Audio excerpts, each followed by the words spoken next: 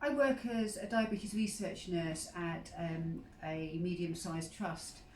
At the beginning of the pandemic, I was really quite concerned as to how that role would change and how I would be able to contribute to the larger pandemic while still keeping my patients in research studies safe.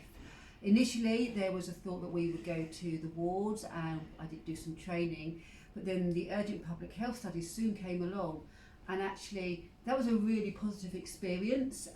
Working on studies that you knew were being done nationally and internationally and really feeling that we were making a difference. I found that professionally really fulfilling and really exciting as well, because we were contributing and finding out, and indeed results were happening as we went as you know, on the ground. That was great, and I remember when we realised that dexamethasone, and we got the results for dexamethasone from the recovery study, and that was a good feeling that we'd helped to contribute towards that. So generally my experience of actually working within the pandemic was a very positive one.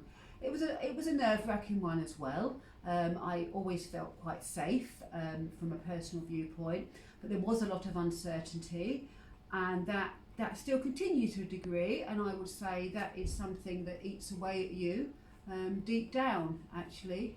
So I think that there's two things here. There's a positive experience of the actual work, but the uncertainty as we move forward, and I'm sure that's shared by people throughout the health service, no matter what their role. So broadly a positive one, but with some underlying concerns of how we move forward and manage our current workload, keep our patients safe that are already in research studies and have restarted research studies, but also address the very urgent needs of any forthcoming upsurge in COVID-19.